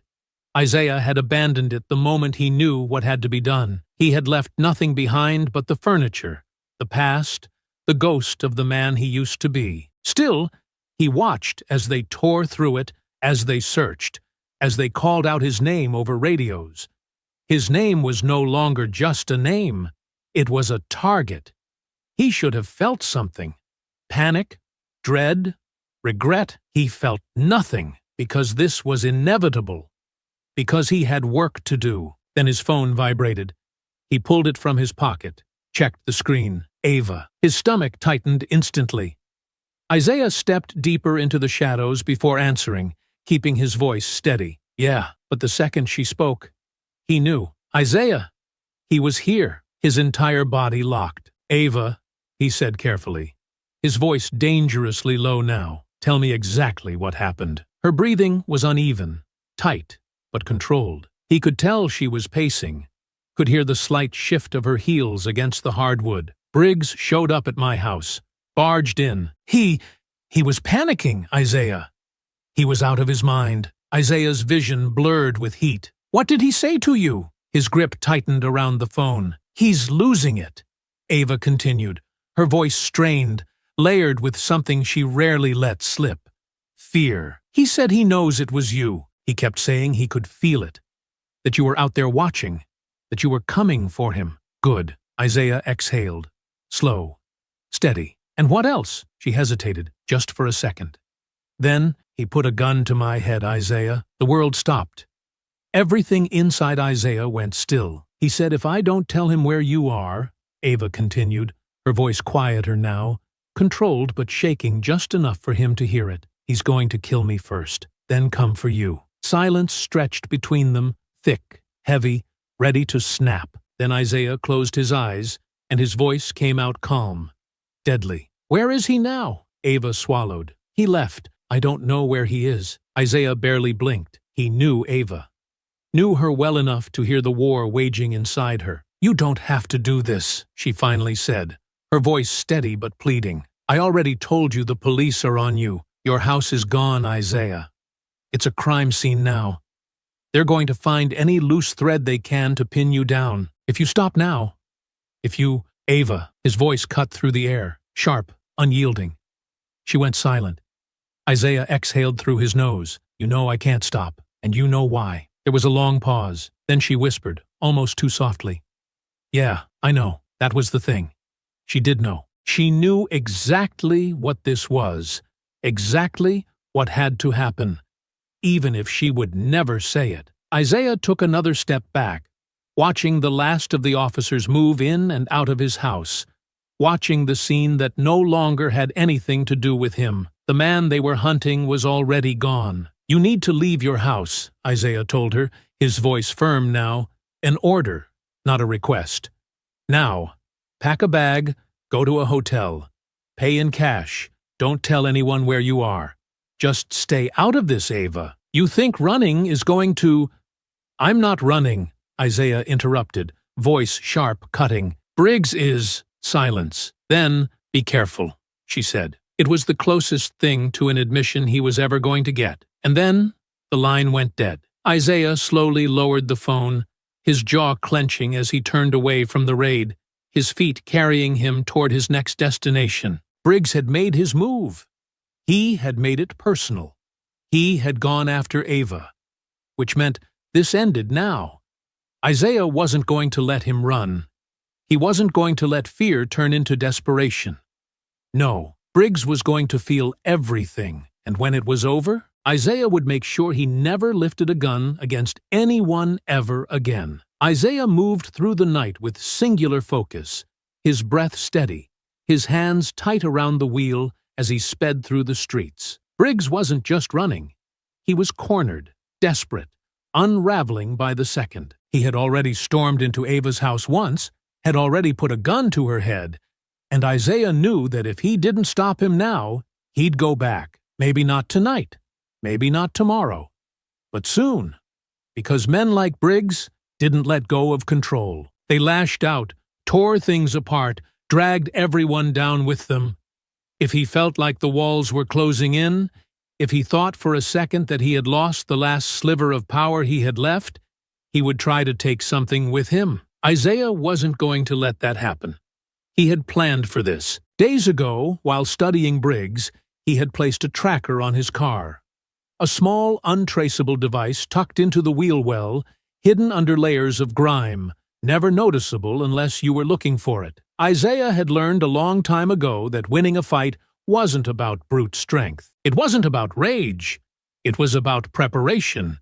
And Isaiah had prepared for this exact moment. The screen in the passenger seat flickered, showing a blinking red dot weaving through the city. Briggs was moving erratically, cutting through back streets, doubling back, trying to shake an enemy he couldn't even see. Not fast enough. Isaiah tightened his grip, adjusting course, feeling the weight of inevitability settling over him. He wasn't just chasing Briggs, he was hunting him. The engine roared as he pushed the car faster, the distance closing, the streets thinning out as Briggs unknowingly led him into a stretch of road with no traffic, no streetlights, nothing but darkness and asphalt. Perfect. Isaiah's pulse was slow, measured, as he reached under the dashboard and cut off his headlights. His car melted into the night, the sound of his tires lost in the hum of the city behind him. Briggs wouldn't even see him coming. The red dot blinked. Isaiah could see the shape of Briggs's car now, just ahead, swerving slightly. A sign of a man trying to watch every angle at once, looking for threats in places where they weren't. Except this time, the threat wasn't behind him. It was coming from the side. Isaiah exhaled slowly, steadying himself. Then he jerked the wheel hard to the right. The impact was instant. The front of Isaiah's car slammed into Briggs's driver's side. Metal crunching, glass shattering, tires screaming as the officer's vehicle spun violently across the pavement. The momentum sent Briggs into a sharp skid, his car slamming into the guardrail, the force rattling through the frame. Isaiah barely felt the recoil. He had braced for it. Briggs hadn't. Isaiah was already moving before the cars had fully settled. His door flung open, boots hitting pavement as he closed the distance in seconds. Briggs was dazed, struggling against the seatbelt, his breath coming in short, stunned bursts as he tried to push himself upright. His gun was on the passenger seat, out of reach. Isaiah didn't give him time to recover. He ripped the driver's side door open, grabbed Briggs by the collar, and yanked him out of the wreckage. The officer hit the pavement hard, coughing, struggling, his hands grasping at nothing as he tried to orient himself. And then Isaiah saw it, the fear. Briggs's eyes were wide, wild, a man completely out of his depth, a man who had never felt powerless until now. Isaiah stepped forward, the weight of the night pressing in around them, his shadow stretching over Briggs's shaking form. The officer blinked up at him, dazed, his mouth opening like he wanted to speak, to reason, to say anything that might save him. Isaiah didn't let him. His fist slammed into Briggs's face, the impact snapping his head to the side. A sharp grunt tearing from his throat as his body recoiled against the asphalt. Briggs groaned, rolling onto his hands and knees, spitting blood onto the pavement. "Wait!" he gasped, his voice shaking. Isaiah's boot crashed into his ribs, sending him sprawling back onto his side, his breath hitching in a choked wheeze. "You weren't waiting when Malcolm was begging, were you?" Isaiah's voice was low, even, dangerous. Briggs coughed violently, one hand clutching his ribs, the other lifting weakly as if to ward off the next blow. I didn't have a choice," he panted. Isaiah's laugh was cold. "No," he said. "Now you don't have a choice." Briggs's breath came faster, panic leaking into every trembling limb, his body instinctively trying back to fight, but it was useless. Isaiah grabbed him by the collar again, dragging him to his knees, forcing him to look up. And in that moment, Briggs knew. This was it. There was no badge to protect him, no backup coming, no system to twist reality in his favor. Isaiah had him. And before this was over, Briggs would feel everything Malcolm had felt. The fight had just begun. Briggs coughed violently, his body trembling as he tried to push himself off the pavement, his breath wheezing from the impact of the last blow. Blood dripped from his split lip, pooling beneath him, staining the ground like a slow-moving reminder of everything he had done. of every life he had ruined under the protection of his badge. His hands clawed at the asphalt, his arms shaking with the effort of lifting his own weight. But Isaiah wasn't finished. Not yet. The second Briggs shifted. Isaiah's boot slammed into his ribs again, sending him rolling onto his back with a pained gasp. He was coughing blood now, the sound wet and broken. But Isaiah didn't care. "You like to throw people around, don't you?" Isaiah's voice was low, even, each word deliberate as he stepped closer, his shadow stretching over Briggs's battered form. "You like making people beg. You like watching them squirm, knowing they can't do a damn thing to stop you." His breathing was controlled, but his hands were clenched, his knuckles still warm with the officer's blood. "How does it feel now, Briggs?" He crouched low, grabbing the front of Briggs's shirt, forcing him to look up. "How does it feel, knowing there's nobody coming to save you?" Briggs let out a ragged breath, his eyes flickering with something Isaiah had never seen in them before. Real, honest fear. But then, even through the trembling, even through the blood leaking from his nose and the swelling already forming around his eye, the bastard smiled. "You think this changes anything?" he rasped, his voice hoarse but dripping with arrogance. "You think taking me down makes you a man? You're just another angry thug looking for a fight, just like your brother was." Isaiah saw red. His fist collided with Briggs's jaw, the impact sharp and brutal, sending the officer's head snapping to the side. He grunted, choking on his own blood. But Isaiah didn't stop. His hands locked onto Briggs's collar again, yanking him forward before slamming him back against the pavement. "Say his name," Isaiah growled. Briggs coughed, his body twitching in pain. "Say his name, you racist lowlife." Briggs let out a weak, bitter chuckle, his blood-stained teeth flashing through the swelling. "You're really gonna stand here and cry about your brother? That mouthy criminal had it coming. You know it. I know it. Your sister probably knows it too." His smirk twisted, even as his face twitched in agony. "Bet she's real proud of you now, huh? Watching you turn into exactly what they think we are." Isaiah didn't hesitate. His fist slammed down again, and again, and again. The rage that had been simmering, controlled, calculated, restrained for so long, finally snapped its chains. He let it take him. Briggs grunted with every impact, his body convulsing under the force of each hit, his blood splattering onto the pavement, onto Isaiah's knuckles, onto the ground like a slow rain. He tried to lift his arms, tried to shield his face, but Isaiah wasn't giving him an inch. "You don't get to talk about my sister," Isaiah snarled, his breath coming fast, his heart hammering against his ribs. "You don't get to talk about Malcolm. You don't get to say his name. You don't get to act like you know anything about the people you put in the ground." Briggs spat blood onto the ground, his breath rattling as he finally went completely limp, his head rolling to the side. His entire face was a swollen, mangled mess, his cheekbones fractured, his nose flattened, his lips torn open in places Isaiah hadn't even realized he had hit. His breaths were ragged, uneven, struggling. But still, he laughed. It was weak, broken, nothing more than a bubbling sound through bloody teeth, but the arrogance still lingered beneath it. "You think you win this?" Briggs wheezed, his voice slurred from the damage Isaiah had done to his face. "You think this is justice? This ain't justice. This is just you signing your own death warrant." His lips curled into something almost resembling a grin, despite the blood pouring down his chin. "You're gonna be running for the rest of your life, boy." Isaiah froze. That word, that one word, the same one Briggs had used when he had Malcolm on the ground, when he had been pinning him down, handcuffing him like he wasn't even human. The same word Isaiah had heard his whole life. The one that had always meant one thing: "You are beneath me." Briggs had never been afraid of him. Not really, because men like him never thought they could lose. Even now, beaten, bleeding, broken on the pavement, he still thought he was above Isaiah. Isaiah's jaw clenched, his breath steadying.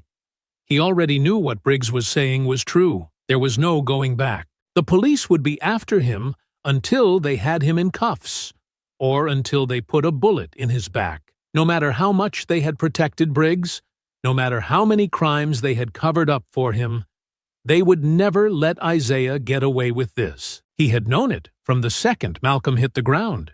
He had known it from the second he decided that justice wasn't enough. He wasn't leaving this night as a free man, but neither was Briggs. Isaiah let out a slow exhale, his mind clearing. The rage was still there, but it wasn't reckless anymore. It was something else now, finality. Briggs lay sprawled across the pavement, his breath coming in short, ragged bursts, his body limp, broken, struggling against the weight of everything Isaiah had done to him. Blood painted his face, streaking down his swollen cheeks, pooling at the corners of his mouth, his teeth stained red with the price of his arrogance. His hands twitched weakly at his sides, his body trying to push back, to rise, to resist. But there was nothing left in him now. No power, no control, no smirk, no sneer, no easy lies to shield him. Just fear. Isaiah stood over him, fists still clenched, breath still slow, but the fire inside him had not burned out. Not yet. The rage was there, steady, waiting, whispering to him, telling him to finish it. It would be easy. One movement, one final strike. He could end it here, right now, and no one would mourn him. No one would fight to avenge him. No one would say his name the way they had cried out for Malcolm. The world would move on, unchanged, and for the first time in his life, Briggs would be nothing but a statistic. Isaiah took a slow breath, his fingers flexed. Briggs coughed, his swollen lips parting, his bloodshot eyes flickering with something desperate, something weak, but not entirely broken. He wanted to speak, wanted to say something, another plea, another lie, another final grasp at power. Isaiah didn't want to hear it, because he wasn't in that moment anymore. He was somewhere else, somewhere darker, somewhere colder. He was on the pavement, kneeling beside his brother. Malcolm's hand had been trembling in his breath coming in wet, stuttering gasps, his body fighting for every last second. Isaiah could still feel the way his grip had tightened, weak but insistent, his eyes locking onto his own, desperate to keep him there, desperate to make sure that he heard him. Don't let them get away with it. Isaiah had sworn that he wouldn't. And that was why Briggs wasn't dying tonight, because death was too easy. Death was an escape, a release, a way to disappear into nothing and never have to live with the consequences. Briggs had never known suffering. He had never known what it was to feel powerless, to feel his body fail him, to feel fear coil around his ribs, to know that no one, not the law, not his fellow officers, not the system that had always shielded him, was coming to save him. Isaiah exhaled. The decision settled deep into his bones. Calm. Final. Briggs would never get to lift a gun again. Never get to press his knee into someone else's back. Never get to shove another man against a car. Never get to choke the breath from a person and call it justified. He would live, but like Reynolds before him, he would never walk again. Briggs must have seen it in his eyes, because for the first time his fear turned to panic. "Wait!" he croaked, his voice hoarse, thick with blood. "Please, don't!" Isaiah knelt, his grip tightening in Briggs's shirt, forcing his battered face to meet his gaze. "You were right about one thing," Isaiah murmured, his voice low, almost soft. But there was no kindness in it, only certainty. Only justice. "I will be hunted for the rest of my life." His breath was steady, even. "But so will you." Briggs's entire body tensed. Isaiah didn't hesitate. His hands moved with precision, the kind of brutal, practiced expertise only a soldier could have, the kind of skill that didn't just break a body, but left it trapped inside itself, conscious, aware, breathing, but useless. Briggs let out a sharp gasp as Isaiah's fingers pressed deep into the base of his spine, the exact spot where the nerves were most vulnerable. His body seized violently, his back arching for half a second, his muscles locking in place before everything went completely still. Isaiah let go. Briggs collapsed. His chest still rose and fell, his breath still came, but his legs did not move. His arms twitched once, a weak, feeble movement, before they too fell limp against the ground. Briggs's mouth opened. Nothing came out. Isaiah watched as realization flooded into the officer's face. The shock, the horror, the understanding. He tried desperately to lift his arms, to turn, to move his fingers, to do anything but lay there on the cold pavement, staring up at the sky like a man who had finally learned what it felt like to be helpless. But nothing happened. Isaiah's expression didn't change. You ever hear a man beg for his life before? His voice was quiet now, measured. Because I have. Briggs let out a weak, broken sound, something between a sob and a gasp, something pathetic, something meaningless. Isaiah stood. Briggs didn't. Isaiah turned, his body slipping into the darkness, his movements unhurried, steady, knowing that Briggs would never stand again. Behind him, Briggs tried one last time to move. His fingers twitched. His chest shuddered. His lips parted, maybe to call for help, maybe to beg, maybe just to scream. Nothing. Isaiah didn't look back. Isaiah kept walking, his breath steady, his hands loose at his sides, his fate already sealed. The police would come for him, the system would hunt him, the weight of what he had done would never leave him. But Malcolm's voice echoed in his head, steady, certain, a reminder of why he had done this in the first place. Don't let them get away with it. And he hadn't. Briggs would never hurt anyone again. The city was alive with flashing lights, the distant wail of sirens splitting through the night, the police scrambling, hunting, trying to contain the chaos that Isaiah had unleashed. He stayed to the shadows, moving with precision, slipping through alleys, avoiding cameras, keeping his head low. The hunt was already underway. Briggs and Reynolds were both out of commission, paralyzed, useless, and every officer in the city would be out for blood. The force would not take this as a loss. They would take it as war. Isaiah had taken down 2 of their own, had left them broken and helpless, had made them feel something they had never felt before, powerless. And now, the weight of that humiliation would turn every badge into a target aimed at his back. He had expected it. What he hadn't expected was Ava being caught up in it. Briggs had made that decision for him when he had forced his way into her house, put a gun to her head, tried to use her as leverage. That was the one thing Isaiah had never wanted. Malcolm was already gone, buried under the weight of a system that had stolen his last breath and called it justice. Ava was the only thing left. And now, she was in the crossfire because of him. Isaiah clenched his jaw as he slipped into the back entrance of a quiet apartment building, moving swiftly through the stairwell, climbing 2 steps at a time, his breath steady despite the burn in his legs. The walls here were thin,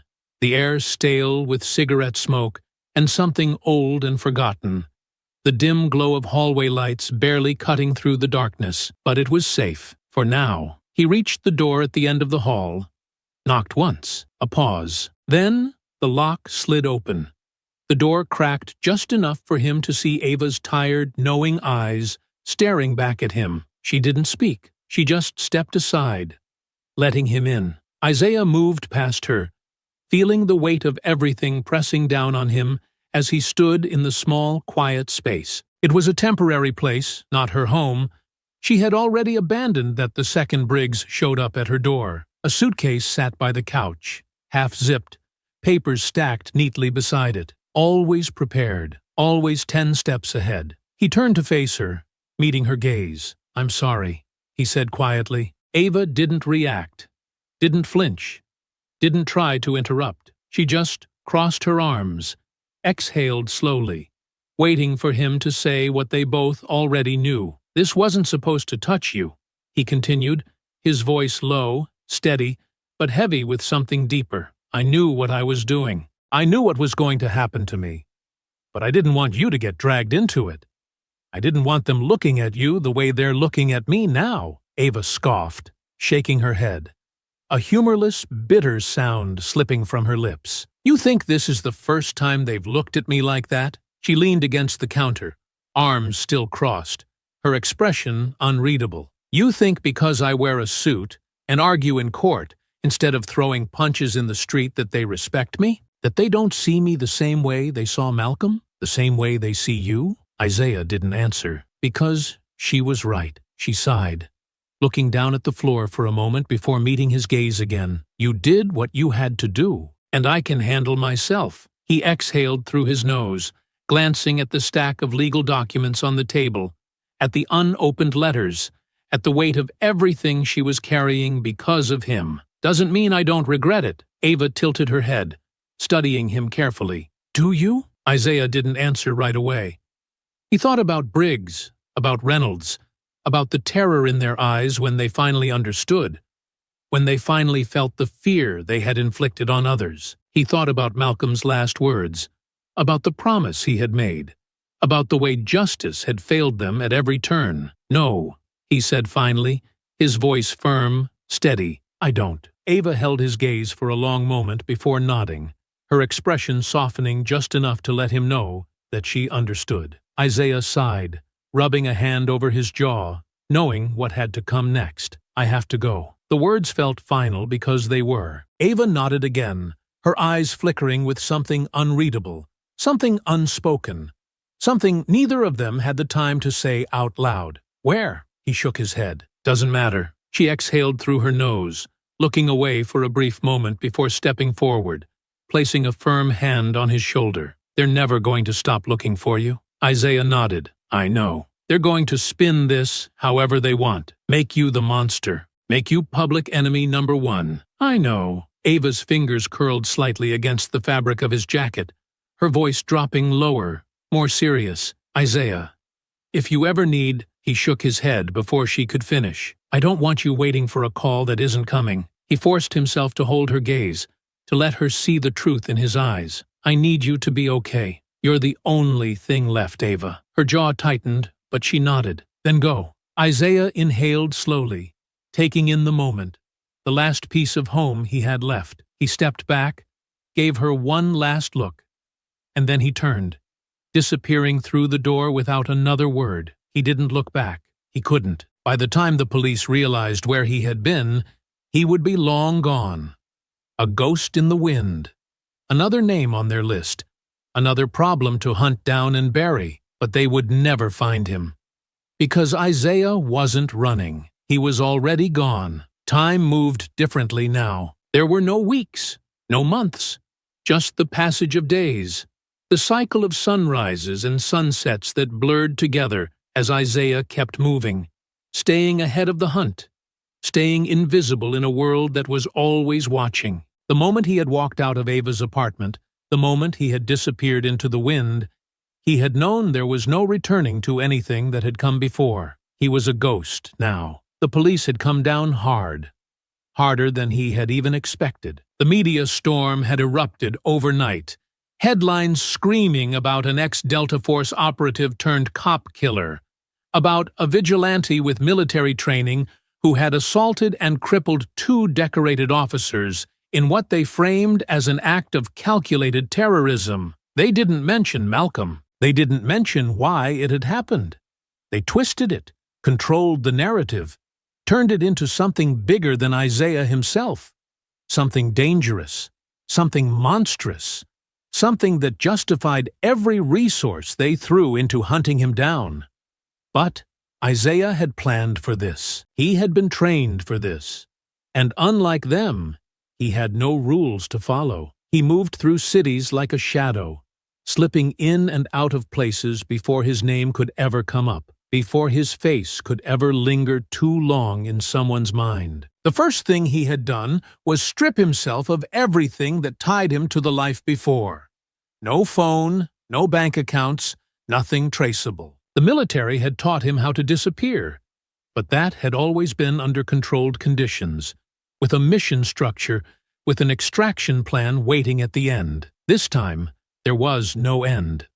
This was forever. The new identity had been easy enough. There were people who specialized in making men like him disappear, in selling clean paperwork, in setting up new names, new lives. His money had gone far, cash only, nothing electronic, nothing that could leave a trail. The man he had been was dead. A new one had taken his place, somewhere quiet, somewhere where no one looked too hard at a stranger who kept to himself. A small town tucked deep into the hills, the kind of place where people didn't ask questions as long as you kept your head down, where the roads were long and empty, where the days passed without urgency. It wasn't home. It never could be, but it was enough. He worked under the table, jobs that paid in cash, things that let him stay in the background, construction, repairs, anything that let him use his hands, keep his mind occupied, keep himself steady in a life that wasn't real but was necessary. The people in town knew him just enough to nod in passing,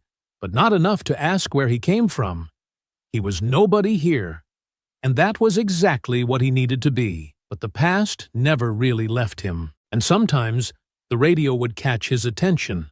The flicker of a news segment reminding the world that the manhunt was still alive, that the police were still looking, that there were still whispers of him being seen in places he had never been, false leads, ghost sightings. But they were still searching, and they always would be. Then, one night, sitting in a quiet bar on the outskirts of town, he heard her name, Ava Carter. His chest tightened, but he didn't react, didn't move, didn't even look up from his drink as the news anchor's voice filtered through the static-laced audio, detailing the official findings of the department's internal investigation. Briggs and Reynolds had been painted as fallen officers, victims of a violent ambush.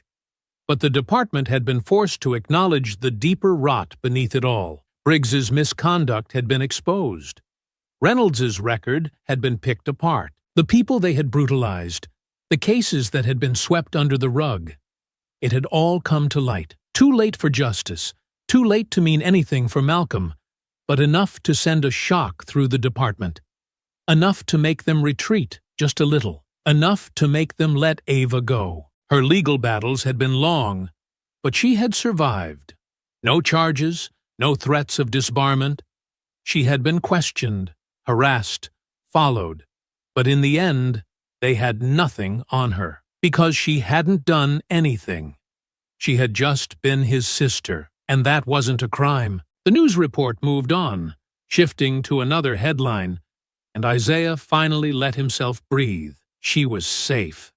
She was free. That was all he had wanted. He finished his drink, left a few bills on the counter, and walked out into the night, his breath curling in the cold air as he made his way back toward his rented room on the edge of town. His life had become quiet now, his days bleeding into one another, time moving in ways that didn't feel real. But that was the price of disappearing, the only price that mattered, because Malcolm had asked him for one thing before he died. Don't let them get away with it, and they hadn't. Reynolds and Briggs would never hurt anyone again. And Isaiah Carter? Isaiah Carter was just a ghost now, another name lost to the world. And that was how it had to be. The sky was overcast, the kind of gray that stretched endlessly, muted and heavy. The clouds thick with the weight of something that never quite became rain. The cemetery was quiet, tucked away on the outskirts of the city, far enough from the noise, from the world that had kept moving, from the people who had forgotten what was buried here. But Isaiah hadn't forgotten. He stood at the edge of the path, his hands in his pockets, his breath slow and measured, his heartbeat steady despite the way his chest felt tight, despite the way his feet felt heavier the closer he got. 1 year. It had been 1 year since he had last seen Malcolm's face, 1 year since he had felt his brother's hand gripping his own, 1 year since that last breath, those last words, that final promise that had set everything in motion. Don't let them get away with it. He hadn't, but it had cost him everything. He took the last few steps, the wind cold against his skin, his jaw tight as his eyes fell on the headstone. Malcolm Carter, beloved son, devoted brother, taken too soon. Isaiah swallowed hard, his throat burning, the pressure building in his chest until it cracked. until his knees hit the ground, until his hands pressed against the earth, like he was trying to pull Malcolm back from the other side. The grief hit him in waves, slow at first, then sharp, then crushing, the kind of pain that didn't fade, that only learned how to settle deeper. His shoulders shook, his breath hitched, and for the first time in a long time, he let himself break. "I'm sorry," he whispered, his voice hoarse, raw, the weight of the past year pressing down on him all at once. "I tried, Malcolm. I did everything I could. I made them pay. I made sure they'd never touch anyone again. I did what you asked me to do." He exhaled sharply, his fingers digging into the dirt. "But I still lost you." A sob broke free, his head bowing forward, his body curling slightly as the grief consumed him, as the memories rushed back too fast, too strong, too much. The laughter, the late-night conversations, the way Malcolm had always looked out for him, always been the one to keep them steady. His brother had always been the calm one, the one who thought before he acted, the one who never let the anger take him the way Isaiah had. And now, he was gone. Isaiah wiped at his face, his breath still uneven, his heart aching. "I wish you were here," he whispered. "I wish I didn't have to do any of it. I wish they hadn't taken you from me." His fingers traced the edge of the stone, his voice breaking. "But I wouldn't change it. Not one damn thing." A familiar warmth settled beside him, a quiet presence, a steady hand resting gently on his back. He didn't flinch. He didn't have to look to know who it was. Ava knelt beside him, silent at first, her touch firm but comforting, her fingers pressing gently against his shoulder. She didn't say anything, didn't rush him, didn't try to pull him back from the grief. She just let him feel it. He closed his eyes, exhaling slowly, steadying himself. "You found me," he murmured. Ava let out a quiet, breathy chuckle, but there was no humor in it, only understanding. "You think I wouldn't?" Isaiah sniffed, shaking his head slightly. "Didn't know if I'd ever see you again." Ava's grip on his shoulder tightened for a moment before she finally spoke. "You needed time," she said simply, "and I knew where to find you when you were ready." Isaiah swallowed, nodding, his fingers still pressed into the earth, still trying to ground himself in something real. He turned slightly, finally looking at her. She looked good, stronger, tired, maybe, but steady in a way that told him she had made it through the storm. He let out a slow breath. "Are you happy?" Ava tilted her head slightly, considering the question. "Happiness is complicated," she admitted, "but I'm okay." "That's enough for now," Isaiah nodded, staring at Malcolm's name carved into the stone. "That's all I wanted." Ava shifted closer, her voice softer now. "And what about you?" Isaiah let the question settle, let himself feel the weight of it. He had spent the past year running, rebuilding, disappearing. He had no home, no future, no real past anymore. Just a life that kept moving. Just another name, another face that didn't exist in any system. But he was alive, and so was she. He turned back to her, his expression calmer now. "I'll be okay." She studied him for a long moment, searching his face, then nodded. "I know." He exhaled, the tension easing just slightly, and then, for the first time in a year, he pulled her into an embrace. Ava let out a quiet breath against his shoulder, her arms tightening around him, her grip solid, real, grounding. The weight of everything they had lost and everything they had survived lingered between them, but they were still here, together. When they finally pulled back, Isaiah let out a small, almost reluctant chuckle. "I know I can't stay." Ava nodded, her gaze unwavering. "But you can always find me." A small smile flickered at the corner of his lips. "And you can always find me." Ava smirked, shaking her head slightly. "That part's a little harder. You are pretty damn good at disappearing." Isaiah exhaled, glancing at the grave once more before finally pushing himself to his feet. Ava followed, brushing dirt from her hands, her expression unreadable but warm. There were no goodbyes. Not this time. He reached out, gave her hand one last squeeze, and then turned, walking away, slipping into the distance once more. Ava watched him go, her arms crossing over her chest, her eyes steady, knowing he would never be too far. He had disappeared once, but now he knew where to find his way back. I hope you enjoyed that story. Please share it with your friends and subscribe so that you do not miss out on the next one. In the meantime, I have handpicked 2 stories for you that I think you will enjoy. Have a great day.